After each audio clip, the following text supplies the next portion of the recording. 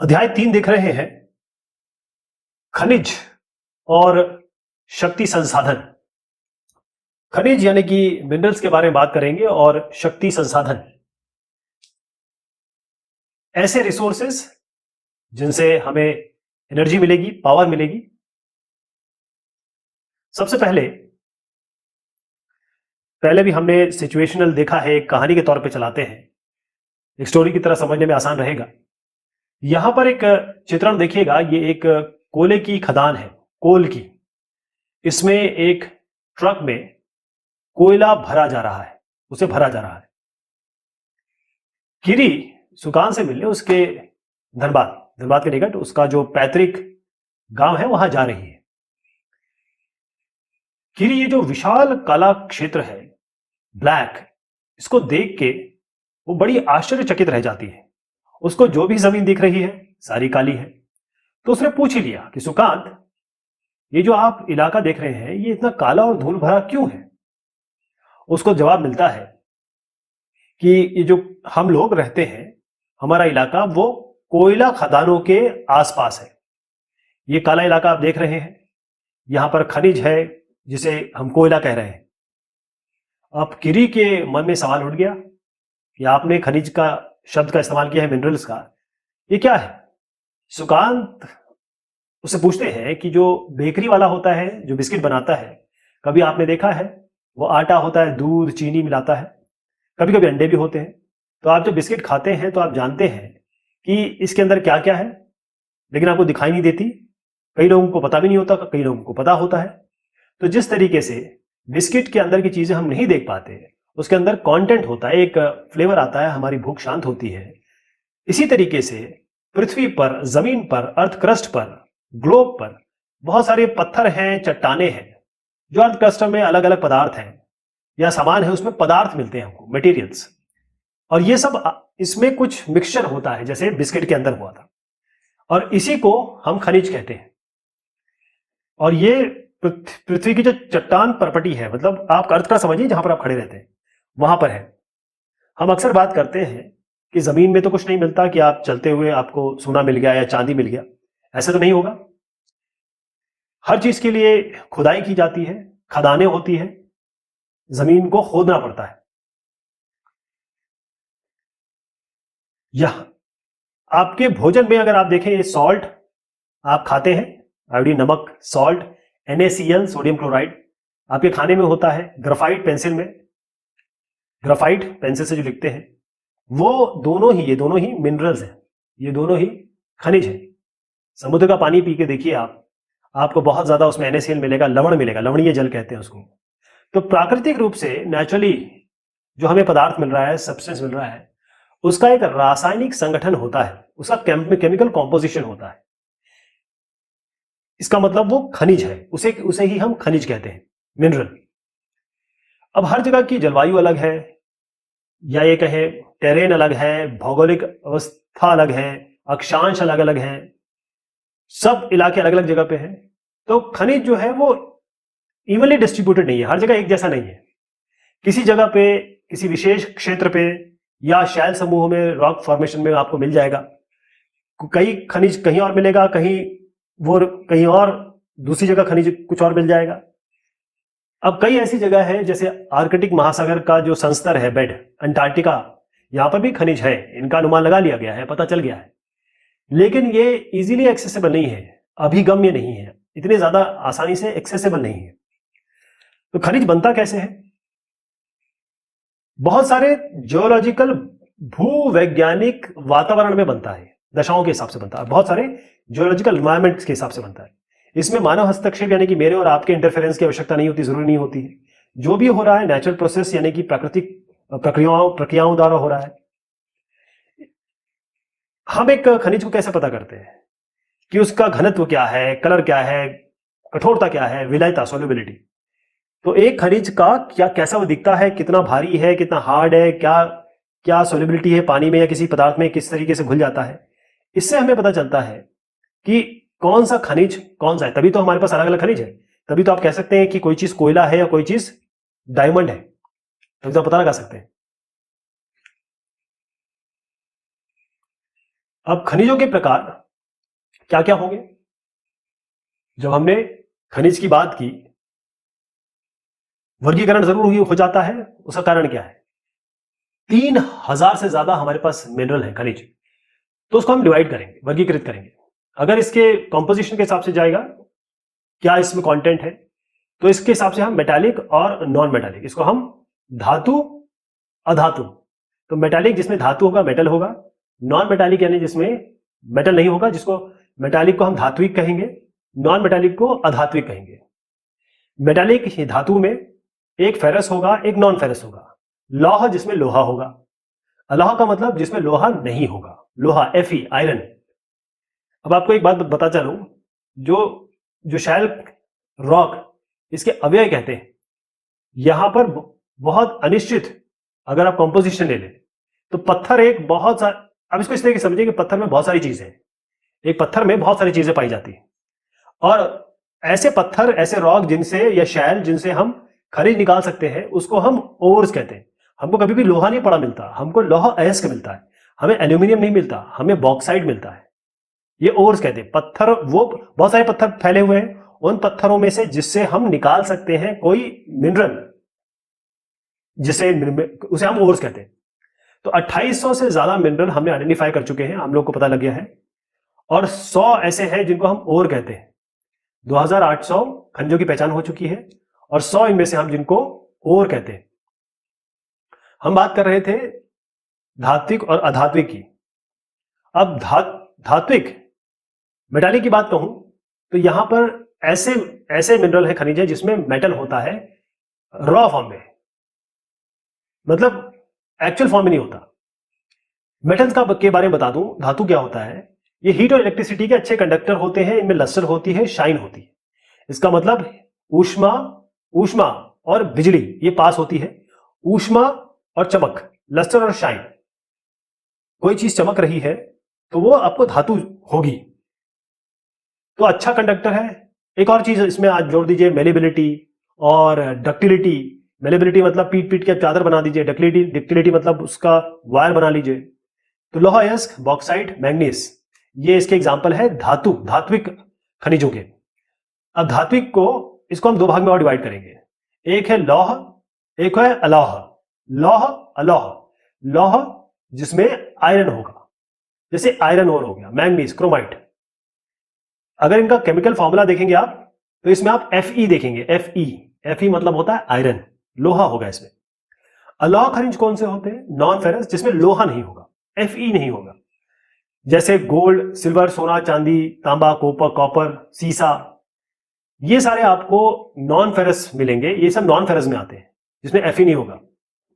अधात्विक खनिजों में, जैसे मैंने बताया कि धातु नहीं होता, मेटल नहीं होता। अधात्विक में कौन कौन सी चीज होगी?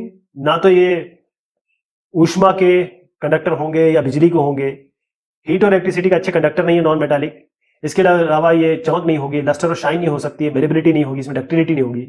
जैसे चूना पत्थर है, अब्रक है, जिप्सम है, ये लाइमस्टोन माइका, ये सब इस नॉन मेटालिक के हैं।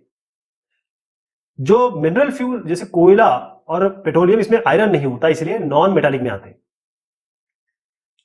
खनिजों को निकाला कैसे जाता है? पहले खनन किया जाता है, खुदाई की जाती है, प्रवेधन, ड्रिलिंग कहते हैं इसको, आखनन कहते हैं इसको, क्वेरिंग किया जाएगा। मतलब खोदा जाएगा या ड्रिल किया जाएगा और उससे निकाला जाएगा।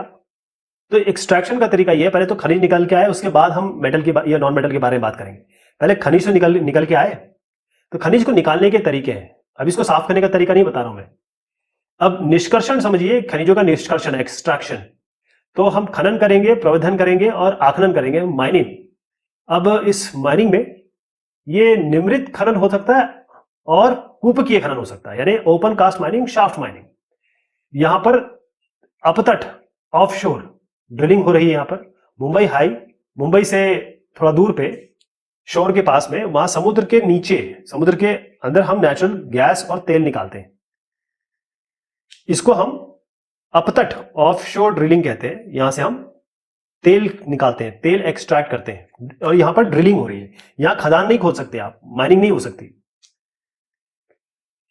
जो पृथ्वी है उसमें शैल है, पत्थर है, इसमें बहुत सारी चीजें दबी हुई हैं। तो हमको खनिज को पृथ्वी के अंदर से निकालना है, खुदाई करनी है। तो माइनिंग का मतलब सीधा आप दिमाग में डाल लीजिए कि खुदाई। ये माइनिंग बहुत बड़ा शब्द है, अभी खुदाई समझिए इसको। जो खनिज बहुत आसानी से मिल जाते हैं, मतलब बहुत ही ज्यादा, बहुत खुदाई नहीं करनी पड़ती, बहुत ज्यादा नहीं करनी पड़ती, इसको आप ओपन कास्ट माइनिंग कहते हैं। इसको आप निमृत खनन कहेंगे, ओपन कास्ट। गहन वेदन मतलब बहुत ज्यादा खुदाई करनी हो तो बहुत अंदर जाना पड़ेगा आपको। आपने सुना होगा कि बहुत गहरी खदान हो गई, कभी कभी नुकसान के बारे में भी सोचते हैं आप, कोयले के खदान में ये नुकसान हुआ, आग लग गई, हवा नहीं पहुंची, ये सब चीजें होती हैं इसमें। तो खुदाई की कुएं की खुदाई की तरह नहीं होती है। ओपन कास्ट माइनिंग में भी ज्यादा खुदाई करनी पड़ती है, और शाफ्ट मतलब ये होता है बहुत डीप बोर करना पड़ता है, इसमें बहुत बड़ी खुदाई नहीं होगी। अब शाफ्ट माइनिंग मतलब खुद इसमें हम ड्रिल करेंगे, यानी पेट्रोलियम और नेचुरल गैस ये बहुत ही नीचे होते हैं, बहुत ही नीचे होते हैं। ध्यान रखिएगा, एक बोरिंग होती है और एक ड्रिलिंग होती है। इसको हम कूपकीय खनन कहते हैं। हम ड्रिल कर रहे हैं यानी, या एक्चुअली हम बहुत गहरा, क्या क्या कह रहे हैं, बहुत गहरा इसमें कुआं बना रहे हैं, बहुत छोटा सा अंदर तक। और ऑफशोर मैंने आपको बताया, यहां पे ड्रिलिंग हो रही है, इसको हम ड्रिलिंग कहेंगे। पानी के अंदर जाएंगे, खुदान तो खोद नहीं सकते, तो एक पाइप लेंगे बहुत, और उसको बहुत उसके नीचे, मतलब उसका गोलाई के हिसाब से मिट्टी या जो भी डेप्थ में वो निकालते रहेंगे। और वो चीजें, मिनरल्स जो बहुत नीचे नहीं है, आराम से खुदाई करके निकाल सकते हैं, उनको हम क्वायरिंग कहते हैं। आप एक शैल को बता सकते हैं कि इसमें क्या है, क्या चीज है, क्या नहीं है। जैसे हम हमेशा बता सकते हैं, एक पत्थर को देख के कॉपर है, वो नीला जैसा दिखाई देगा, आपको पता चल जाएगा कि उसमें क्या प्रॉपर्टी है। तो एक पत्थर जो थोड़ा सा नीला जैसा दिखाई देगा, आप बता सकते हैं कि इसमें कॉपर है, या केमिकल रिएक्शन करवा सकते हैं, इससे हमें पता लग जाता है कि इसमें क्या है, क्या है।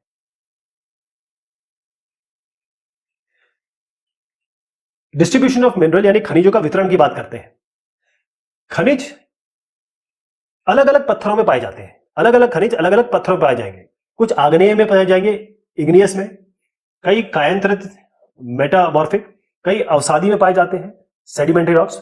ये अलग अलग टाइप के रॉक्स होते हैं, इग्नियस, मेटामॉर्फिक और सेडिमेंट्री। मेटालिक मिनरल्स जो धातु खनिज है, वो आपको आग्नेय, इग्नियस और मेटामॉर्फिक, वहां पर आपको बहुत बड़े बड़े प्लेट्यूज होते हैं, पठार, वहां पर मिलेंगे। मैं अगर उत्तरी स्वीडन, कॉपर, निकल, ये आपको यहां पर मिलेंगे। आयरन ओर, ऑन्टेरियो कनाडा में है, आयरन, निकल, क्रोमाइट, प्लेटिनम, ये आपको साउथ अफ्रीका में मिलेंगे। और ये मिनरल कहां मिलेंगे आपको, इग्नियस और मेटामॉर्फिक रॉक में। हर एक रॉक के हिसाब से अलग अलग चीज मिल रही है। लाइमस्टोन जो आपको कॉकेशियस रीजन जो फ्रांस का है, ऐसी मैंगनीज डिपॉजिट जॉर्जिया में, यूक्रेन, और फॉस्फेट बेड्स है अल्जीरिया में। ये कुछ एग्जांपल्स हैं इसके। तो सेडिमेंट्री है, इसमें आपको चूना पत्थर मिलेगा सेडिमेंट्री में। जैसे मैं आपको बता रहा था, फ्रांस का जो कॉकेशियस, यहां पर आपको लाइमस्टोन मिल जाएगा। जॉर्जिया का और यूक्रेन का मैंने बताया कि यहां मैंगनीज मिल जाएगा। अल्जीरिया की बात को तरफ चले जाएं तो आपको फॉस्फेट मिल जाएंगे यहां पे। तो खनिज ईंधन, कोयला और पेट्रोलियम, ये आपको हमेशा सेडिमेंट्री, अवसादी में मिलेगा, सेडिमेंट्री में। अब एक एक करके देखते हैं कहां कहां क्या क्या मिलता है, कहां कहां किस किस चीज की बहुतायत है। जैसे एशिया में अगर आप चाइना और इंडिया को लें, हिंदुस्तान और चाइना, यहां पर बहुत ज्यादा लौह अयस्क के डिपॉजिट्स हैं। हमारा जो पूरा कॉन्टिनेंट है ना, एशिया कॉन्टिनेंट, ये पूरे विश्व का आधा टिन प्रोड्यूस करता है, आधा टिन हमारे पास है। अगर हम अपने महाद्वीप, एशिया महाद्वीप को देखें, चाइना, मलेशिया, इंडोनेशिया, ये टिन के सबसे बड़े प्रोड्यूसर्स हैं, सबसे ज्यादा प्रोड्यूस ये करते हैं, चाइना, मलेशिया, इंडोनेशिया। इसके अलावा एंटीमनी, लेड और टंगस्टन, इसमें सबसे अग्रणी कौन सा है देश, चाइना। एशिया में मैंगनीज के, बॉक्साइट के, निकल के, जिंक के और कॉपर के भी बहुत सारे निक्षेप यानी कि डिपॉजिट्स हैं। यूरोप आयरन ओर, लौह अयस्क का लीडिंग प्रोड्यूसर है Europe.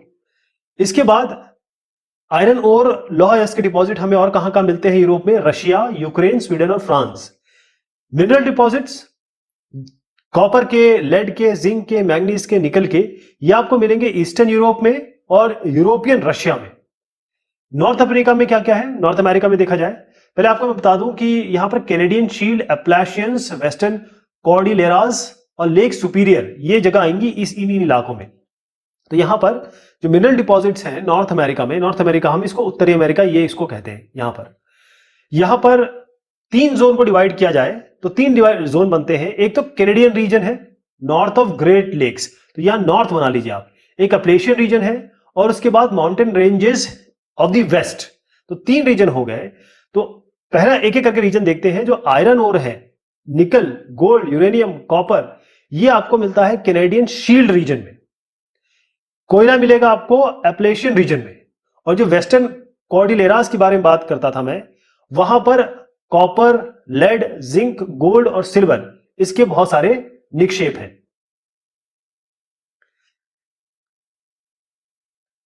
South America, south America यानी कि इस इलाके के बारे में बात कर रहा हूं मैं। ये साउथ अमेरिका, हमने यहां के बारे में देख लिया, एशिया के बारे में देख लिया। अब हम साउथ अमेरिका के बारे में बात कर रहे हैं। ब्राजील, ब्राजील सबसे बेहतरीन क्वालिटी का लौह अयस्क ब्राजील पैदा करता है, सबसे बड़ा प्रोड्यूसर है। कॉपर के बारे में बात करेंगे तो यहां पर चिली और पेरू है। 3 साउथ अमेरिका में, ब्राजील और बोलिविया के पास है। इसके अलावा साउथ अमेरिका को पूरा लिया जाए तो यहां पर आपको gold, silver, zinc, chromium, manganese, bauxite, mica, platinum, asbestos, diamond ये सब मिलेगा। मिनरल ऑयल, खनिज तेल, ये वेनेजुएला में है, अर्जेंटीना में है, चिली में है, पेरू में है, कोलंबिया में है। इसके अलावा अफ्रीका की बात करूंगा। अफ्रीका भी बहुत बहुत रिच है इस अपने रिसोर्सेज में। अब हम यहां पर आ गए, मैं अफ्रीका के बारे में बात कर रहा हूं। ये अफ्रीका है।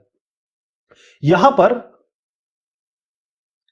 डायमंड, हीरा, गोल्ड, सोना और प्लैटिनम, इन तीनों के सबसे बड़े प्रोड्यूसर अफ्रीका से ही आते हैं। साउथ अफ्रीका, जिम्बाब्वे और जायरे, यहां पर गोल्ड, सोना सबसे ज्यादा मिलता है पूरे विश्व का।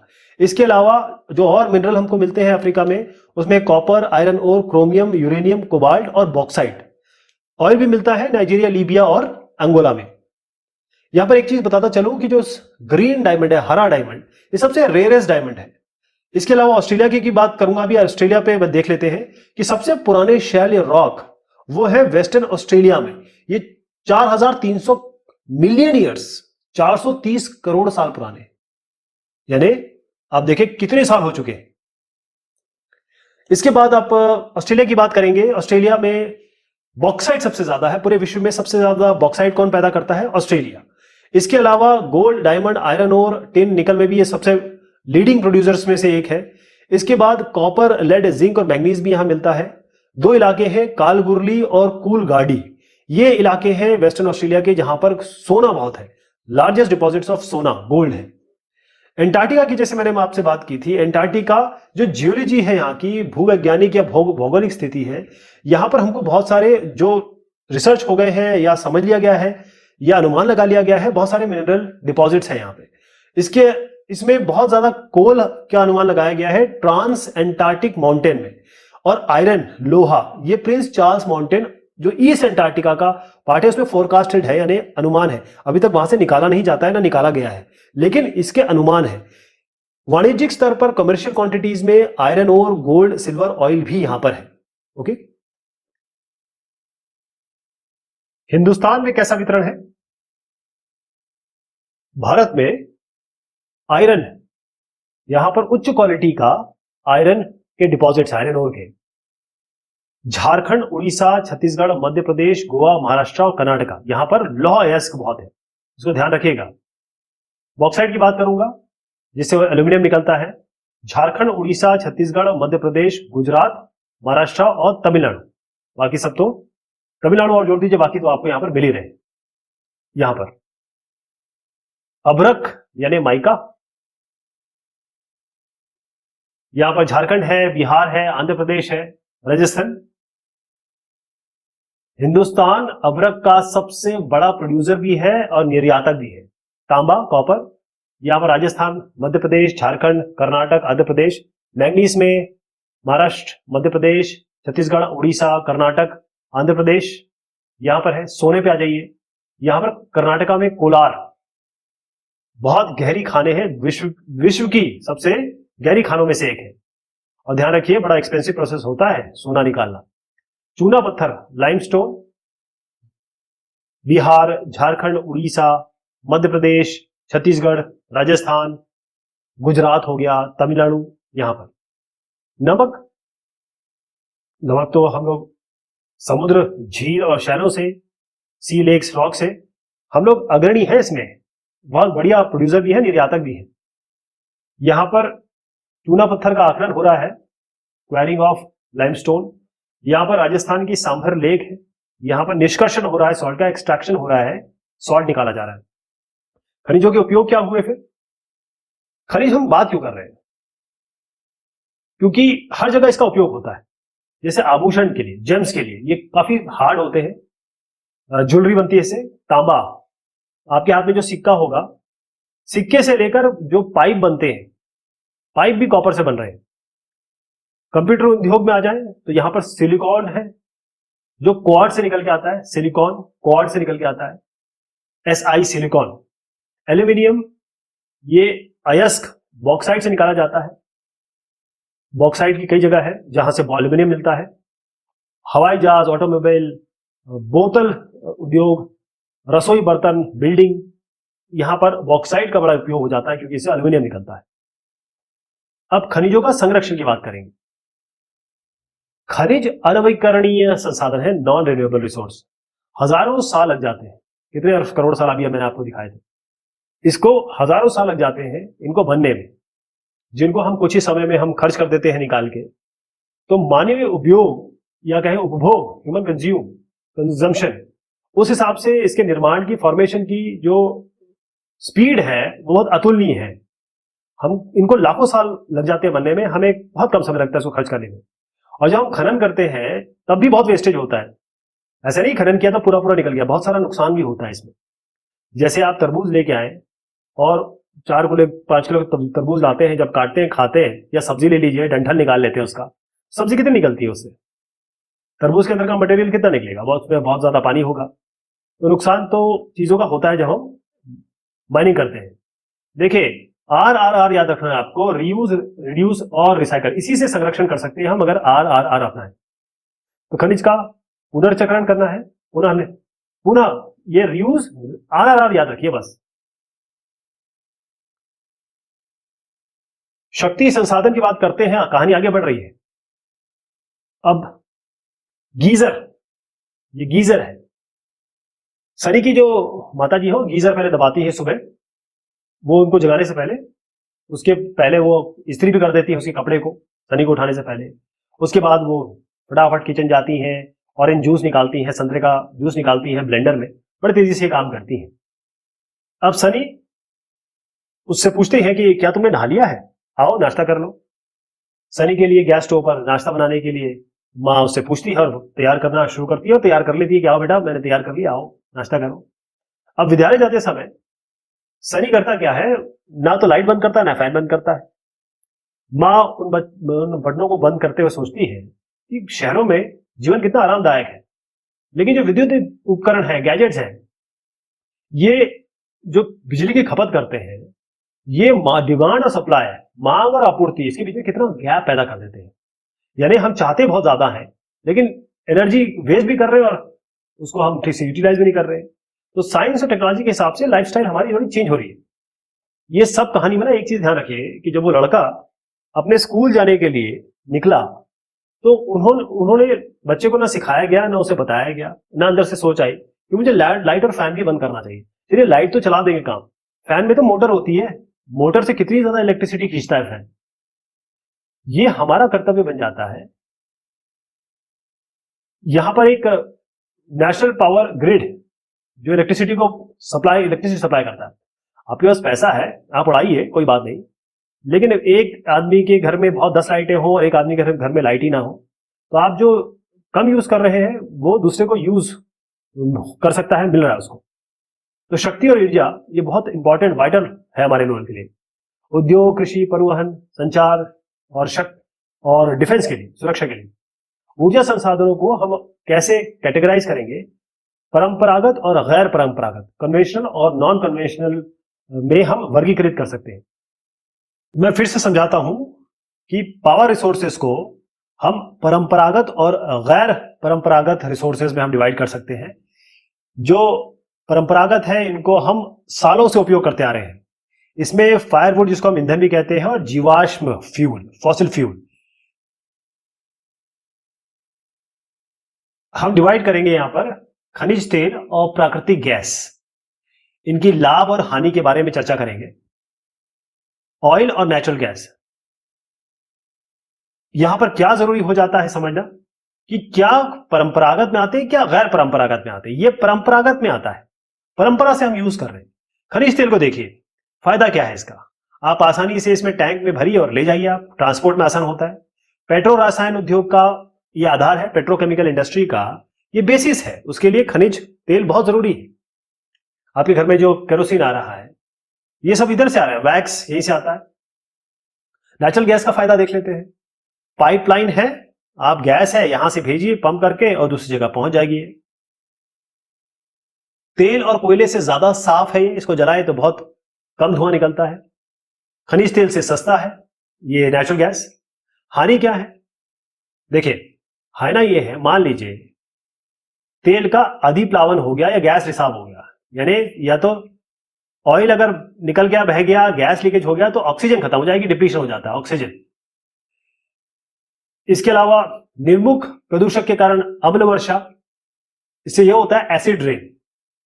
पोल्यूशन हो गया, गैस ऊपर चली गई, वहां पर ठहर गई और उसके बाद बरसात हुई, गंदगी जो है वातावरण में है, पोल्यूशन, पोल्यूटेंट, बरसात हुई, बरसात ने क्या किया, वो जो पोल्यूटेंट है उसको नीचे ले आया, वो हमारे पानी में आ गया, वो हमारी जिंदगी में आ गया, हर जगह पे आपको एक केमिकल ये सब जो पोल्यूटेंट आ गया। नए ईंधन का अन्वेषण इतना आसान नहीं है। अगर हम इसका एक्सप्लोरेशन की बात करें नए फ्यूल का, वो इतना ईजी नहीं है। कन्वेंशनल सोर्सेज ऑफ फ्यूल, पहली चीज ये है फायरवुड, लकड़ी। फायदा यह है इसका बहुत आसानी से मिल जाती है, गरीब हो गुरबा हो इजी एक्सेसिबल है, लकड़ी कहीं भी मिल जाती है। हानि यह है कि इसको कलेक्शन में बहुत समय लगता है, अगर आप लकड़ी उठाने जाएं तो कितना समय लग जाएगा। इसके अलावा पोल्यूशन फैलाता है, बहुत सारा धुआं निकलता है। फिर हरित ग्रह प्रभाव, ग्रीन हाउस इफेक्ट, क्योंकि कार्बन डाइऑक्साइड पैदा होती है और वो पूरे ग्लोब को गर्म करती है। डिफॉरेस्टेशन, लकड़ी कटता है इससे। अब कोयले में आ जाइए आप, फायदा क्या है कि बहुत ज्यादा अवेलेबल है, कोयला आपको बहुत मिल जाता है और बहुत अच्छा कन्वर्जन है इसका इलेक्ट्रिसिटी में, इलेक्ट्रिसिटी कन्वर्ट कर सकते हैं इससे, कोयला जला के भाप से। डिसएडवांटेज ये है कि पोल्यूशन बहुत ज्यादा होता है, बहुत ज्यादा पोल्यूशन होता है और इतना भारी है उसको लेके जाना बड़ा मुश्किल हो जाता है। आपको बताऊं, एक महिला जो लकड़ी में फूंक मारती है ना, 1000 धुएं का वो धुआं ले लेती है, सिगरेट का धुआं ले लेती है, इतना नुकसान है। लाभ भी है हानि भी है, हर चीज के लाभ और हानि हमें दोनों देखने पड़ेंगे।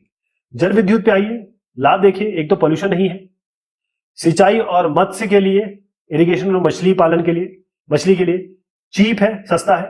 हानि यह है कि आप जब भी आइडियल, जैसे नदी है, नदी में आप बांध बनाएंगे, यहां पर आप बांध बना देंगे, ये इलाका पानी से आ जाएगा, भर जाएगा, तो यहां जो लोग रहते थे उनका क्या होगा, है ना। लोकल कम्युनिटी का आप डिस्प्लेस करेंगे या इलेक्ट्रिसिटी भी जनरेट करेंगे, आप चीजें तो कर रहे हैं, लेकिन जब पानी रुक जाएगा यहां पर आएगा और यहां पर भी ये पानी बहेगा, ये बहुत बड़ा जलाशय बनने वाला है।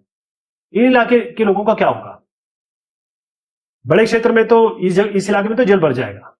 तो लोकल कम्युनिटी और साथ में फ्लोरा एंड फौना, बहुत सारे गांव, सैकड़ों गांव और हजारों लोगों को भी स्थापित करना पड़ेगा और स्थापित करने में बहुत खर्चा होता है इसका। ईंधन, फ्यूल, फायरवुड, लकड़ी, इसको उपयोग किया जाता है खाना बनाने के लिए, गर्मी पैदा करने के लिए। अगर ग्रामीण क्षेत्र में अगर आप जाएंगे तो 50% से अधिक ऊर्जा इस फायरवुड से, लकड़ी से पाई जाती है, लकड़ी से। यहां पर एक महिला को आप देखेंगे जो लकड़ी लेके जा रही है। लाखों साल तक पौधों, पेड़ों और जानवरों को ये जो जीवाश्म है, हीट और प्रेशर के कारण ये जमीन के अंदर दबे रहे और जीवाश्म इससे बना वो धीरे धीरे फ्यूल में बदल गया, ईंधन में बदल गया। जीवाश्म ईंधन, फॉसिल फ्यूल, इसमें कोल, पेट्रोलियम, नेचुरल गैस, ये परंपरागत ऊर्जा के मुख्य स्रोत है, मेन सोर्सेस है। इनका भंडार बिल्कुल सीमित है, रिजर्व्स लिमिटेड है। जैसे जैसे पॉपुलेशन बढ़ रही है, जिस हिसाब से हम उसे उपभोग कर रहे हैं, तो बहुत जल्दी ही ये खत्म हो जाएगा, समाप्त हो जाएगा।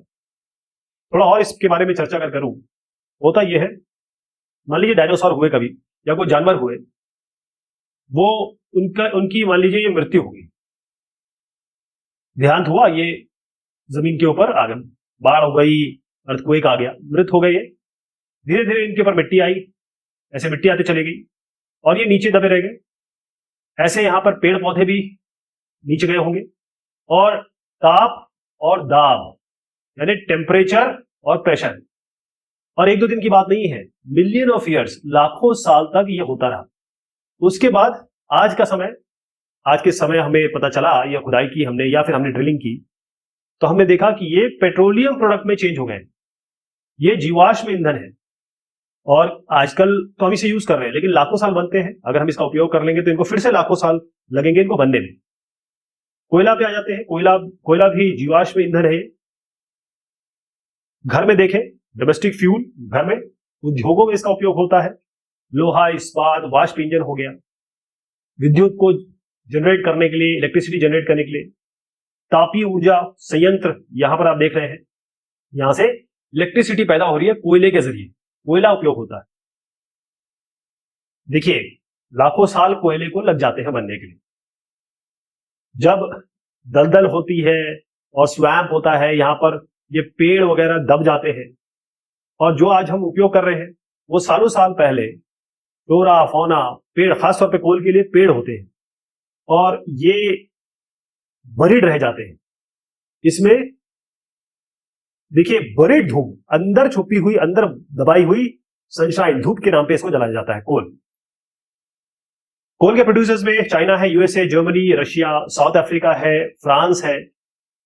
इसके अलावा कोयला इंडिया में कहां मिलता है? रानीगंज हो गया, झरिया, धनबाद, बोकारो, झारखंड में। बोकारो में तो बाकायदा स्टील प्लांट भी है, ये झारखंड में है।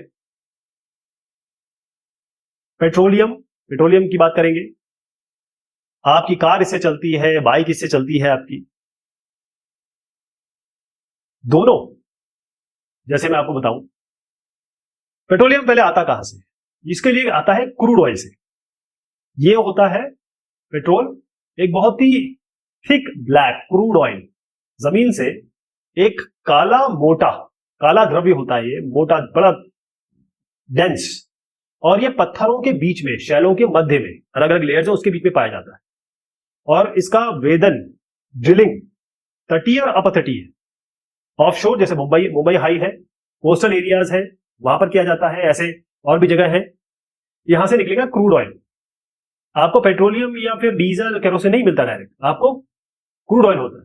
फिर उसको परीक्षणशाला में भेजा जाता है, जिसे हम रिफाइनरीज कहते हैं, और जो अपरिकृष्ट, उसके बाद परिष्करण के बाद diesel, petrol, kerosene, wax, plastic, lubricant, ये सब मिलते हैं।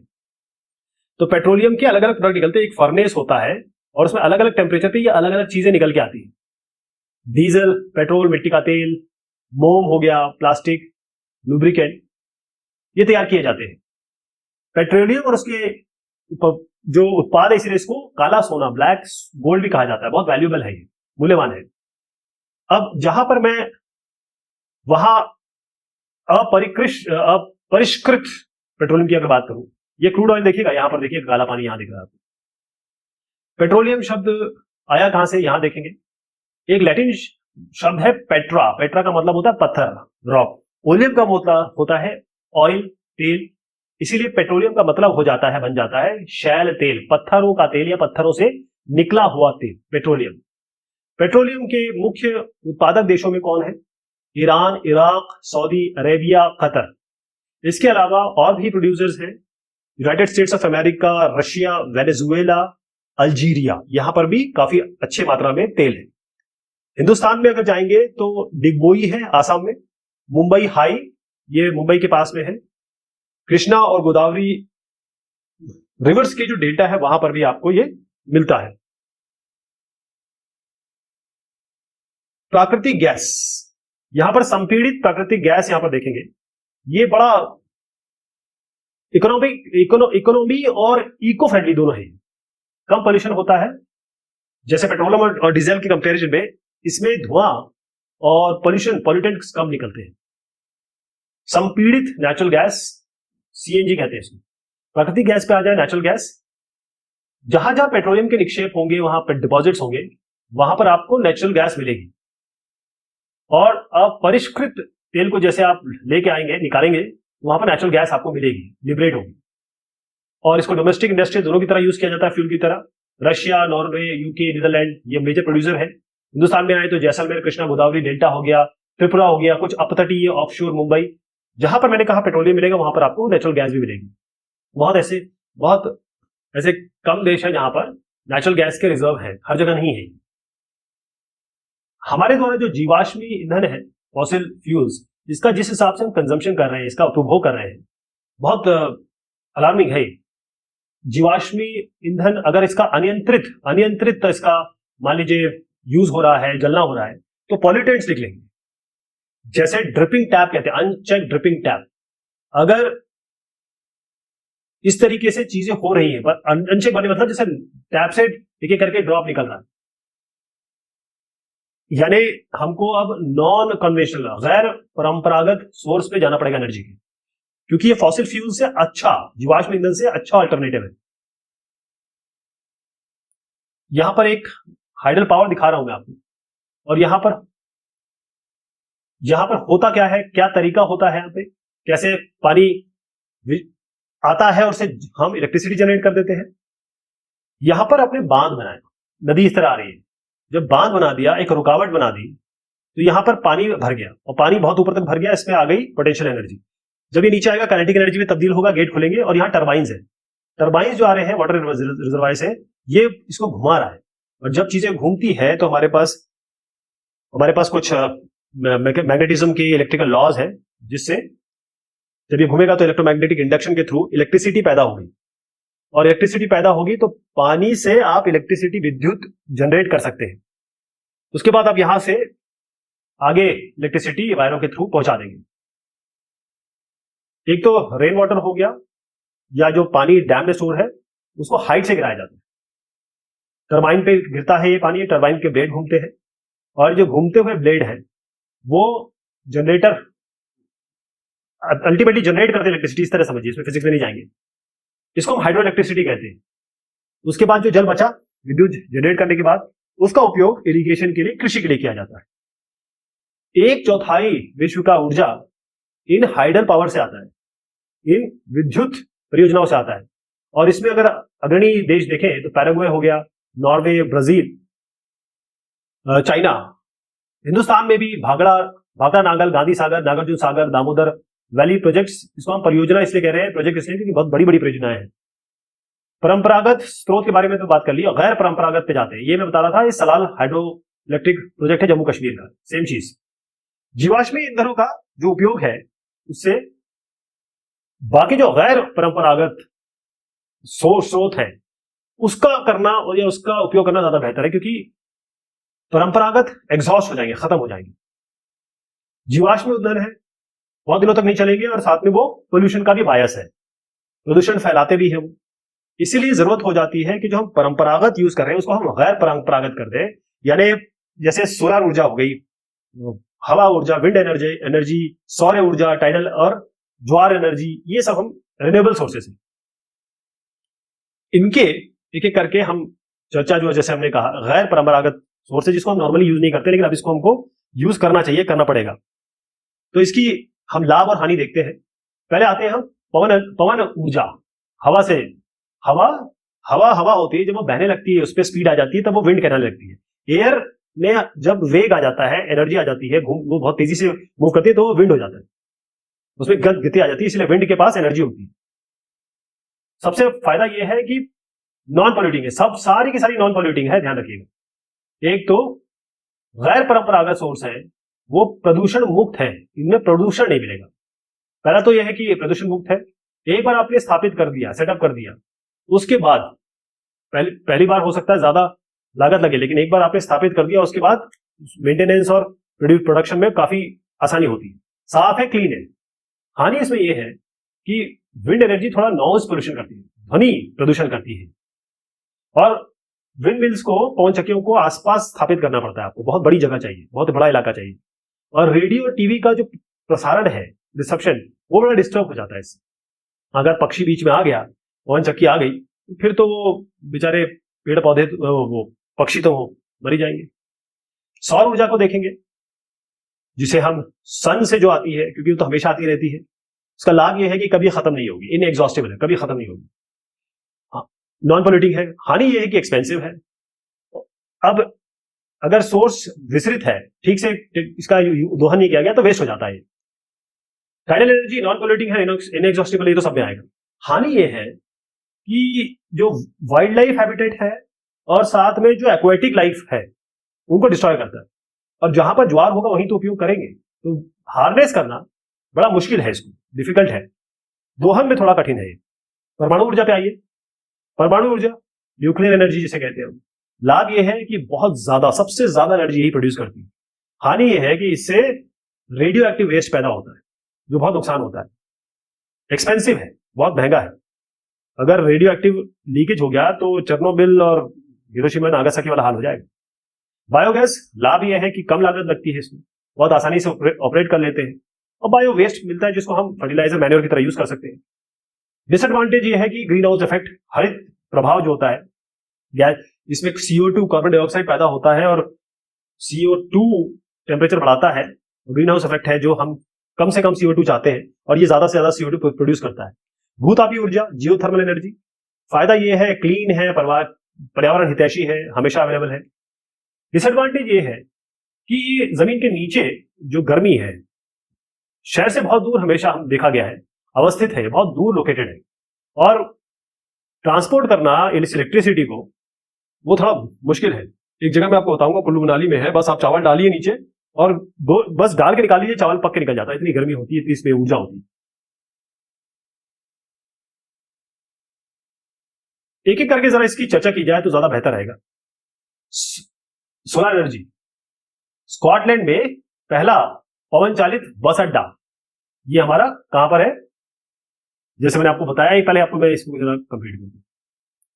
सूर्य एनर्जी जो है वो हमेशा सूर्य से जो बनती है, ये इस सोलर एनर्जी से हम लाइट एनर्जी चेंज कर सकते हैं। इससे बहुत सारे सेल होते हैं, फोटोवोल्टाइक सेल होते हैं इसमें, और इससे क्या होता है, तापन और प्रकाश की शक्ति, इन सबको हम जोड़ देते हैं यहाँ पे। उसके बाद जहां पर उष्णकटिबंधीय इलाका होता है, उस जगह पे सौर ऊर्जा वहां पर बहुत जबरदस्त है, जिसे हम ट्रॉपिकल कंट्रीज कहते हैं। भू ऐसी इलाका, ये समझ लीजिए, जहां पर जैसे कोची पे आ जाएंगे, एयरपोर्ट कोची का वो पहला एयरपोर्ट है जहां पर जो पूरा का पूरा यही इसी से चलता है, सोलर पैनल से ही चल रहा है, सोलर एनर्जी से चल रहा है, पहला है वो कोची, इसी से चल रहा है। तो उस इलाकों में जहां पर धूप अच्छी खासी आए, तो सौर ऊर्जा का उपयोग, सौर तापक हो गया, सोलर हीटर, सौर तापक सोलर हीटर में यूज कर सकते हैं। कुकर ऐसे हैं जिसमें आप खाना बना सकते हैं, और सोलर ड्रायर्स हैं। इसके अलावा आप यातायात है, सिग्नल्स, दिन भर धूप लेता रहेगा, उसके बाद वो आपको एनर्जी देगा, तो कहीं और से नहीं लानी आपको इलेक्ट्रिसिटी। पवन ऊर्जा पे आते हैं, ये विंड एनर्जी है, हवा तो हमेशा चलती रहेगी, इनएग्जॉस्टेबल है। पवन चक्कियों का उपयोग अनाजों को पीसने और पानी निकालने के लिए बहुत सालों से चला आ रहा है। आज जिस तरीके से जहां जहां हमें विंड मिल मिलती है, जिस तरीके से वो घूमती है और हवा उसको घुमाती है, तो जनरेटर से जुड़ी होती है, जनरेटर फाइनली इलेक्ट्रिसिटी प्रोड्यूस करता है, विद्युत। ये हमेशा कोस्टल रीजन में आपको ज्यादा मिलेंगे, जहां पर तेज हवा चलती है, जबरदस्त। यहां पर विंड फॉर्म्स ये आपको Netherland, Germany, Denmark, UK, USA और स्पेन में मिलेंगे, जहां पर तेज हवा चलेगी। कोस्टल रीजन्स होंगे मोस्टली, वहां पर विंड एनर्जी का उपयोग कर सकते हैं। न्यूक्लियर एनर्जी, परमाणु, ये कलपक्कम आणविक ऊर्जा का केंद्र है, nuclear power station, atomic energy station है। परमाणु ऊर्जा हमको प्राकृतिक तौर पे कुछ रेडियो एक्टिव पदार्थ होते हैं, यूरेनियम हो गया, थोरियम हो गया, इनके जो अणु है, परमाणु अणु, ये जब आपस में मिलते हैं और या फिर अलग होते हैं, जिसको न्यूक्लियर फिशन, न्यूक्लियर फ्यूजन होता है। तो यहां पर हम जो यूज करते हैं वो न्यूक्लियर फिशन होता है, न्यूक्लियर जिसमें टूटती है, जो दो भाग में न्यूक्लियस भाग डिवाइड होता है। तो ये यहां पर नाभिकीय रिएक्टर हो गया, न्यूक्लियर रिएक्टर, और इससे काफी ज्यादा एनर्जी निकलती है। मतलब आपको इस न्यूक्लियर फ्यूजन से जो रिलीज एनर्जी है वो मिलती है। और इसके सबसे बड़े उत्पादक हैं संयुक्त राज्य अमेरिका, यूरोप। हिंदुस्तान में राजस्थान और झारखंड में काफी ज्यादा मात्रा में यूरेनियम है, निक्षेप है इसके विशाल। थोरियम काफी ज्यादा मात्रा में जो मोनोजाइट्स बालू है केरला में वहां मिलता है। इसके अलावा जो परमाणु ऊर्जा के केंद्र हैं हिंदुस्तान में, जैसे मैंने आपको चित्र में दिखाया, ये कलपक्कम तमिलनाडु में, महाराष्ट्र में आपका तारापुर हो गया, राणा प्रताप सागर, ये कोटा राजस्थान के पास में, नरोडा उत्तर प्रदेश में, और काइगा कर्नाटका में। ये थोड़ा तरीका है इसका न्यूक्लियर एनर्जी कैसे पैदा होती है, इसको बनती कैसे है, इसको थोड़ा समझिए। सबसे पहले ये होता है कि ये आपका नाभिकीय रिएक्टर है। फिजन और फ्यूजन बेसिकली ये फिशन होता है, फ्यूजन नहीं होता है, यहां पर फिशन होता है। यहां पर जो भी न्यूक्लियस या एटॉमिक हो रहा हो, विघटन हो रहा हो, अब यहां पर पानी चल रहा है क्योंकि ये बहुत ज्यादा गर्मी पैदा करता है ये रिएक्शन। पानी यहां भेजा गया, जैसे ही पानी गया यहां पर, तो यहां पर ये भाप बन गया। इसका मतलब ये है, हम कोल में क्या करते थे, कोल में हम कोल जलाते थे और पानी गर्म होता था, स्टीम बनता था, स्टीम टरबाइन को घुमाता था, टरबाइन इलेक्ट्रिसिटी पैदा करता था। यहां पर भी यही हो रहा है। आप जैसी एनर्जी निकल रही है, ये पानी जो है वो इतना गर्म हो जाता है कि स्टीम में तब्दील होता है। ये स्टीम में इतनी पावर होती है, वो टरबाइन घुमाती है, जनरेटर जनरेट करता है इलेक्ट्रिसिटी, और फाइनली हमको इलेक्ट्रिसिटी मिल जाती है। भूतापीय ऊर्जा, जमीन से धुआं निकल रहा है, आप यहां देखें तो ये मणिकरण इसकी तापीय ऊर्जा का एक क्षेत्र है। और जैसे मैंने बताया कि खाना बना दिया जाता है, यहां पर चावल डाले, चावल पक के निकल जाते हैं। भूतापीय ऊर्जा, ताप ऊर्जा, हीट एनर्जी जो पृथ्वी से मिलती है। अर्थ के नीचे जाएंगे तो पृथ्वी के अंदर जाएंगे तो आपको वैसे तो नहीं पहुंच पाएंगे, लेकिन बहुत गर्म है, बहुत हजारों में टेम्परेचर होता है वहां पर। और वो टेम्परेचर कभी कभी हमारे बहुत जमीन के करीब आता है, करीब ऐसे इलाके जो कहीं उथली है तो नीचे की चीज आपको दिखाई देगी। जैसे यहां देख रहे हैं, ये पानी नीचे की गर्मी से गर्म हो रहा है। जैसे आप नीचे जाएंगे जमीन के नीचे टेम्परेचर बढ़ता है। और कई बार आप इसको जल के झरनों के रूप में देखेंगे, हीट एनर्जी। तो हीट एनर्जी इसको यूज कर सकते हैं पावर जनरेट करने के लिए। और इससे हम भूतापीय ऊर्जा, जैसे मैंने आपको चेहरे यहां पे दिखाया, खाना भी बन रहा है, लोग नहा भी रहे हैं इसमें, अगर बहुत ज्यादा गर्म नहीं है। ये इसको मैं थोड़ा यहां पर बताऊं, ये प्राकृतिक यहां पर दरार है, ठीक, ये प्राकृतिक दरार है।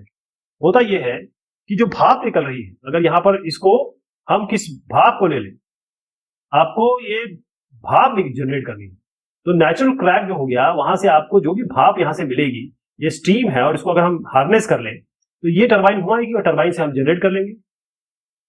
अल्टीमेटली गर्मी से पानी गर्म होगा, पानी गर्मी से आपका भाप पैदा होगी, भाप जो होगा वो टरबाइन घुमाएगा। सारे केसेस में ऐसे होता है।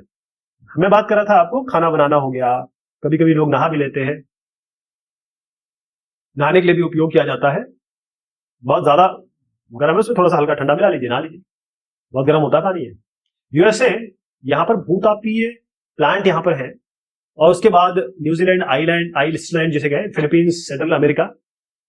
हिंदुस्तान में जो पहला जियोथर्मल प्लांट है वो मणिकरण, हिमाचल प्रदेश में इसका संयंत्र, हिमाचल प्रदेश के मणिकरण और लद्दाख में पूगा घाटी, वहां पर स्थित है।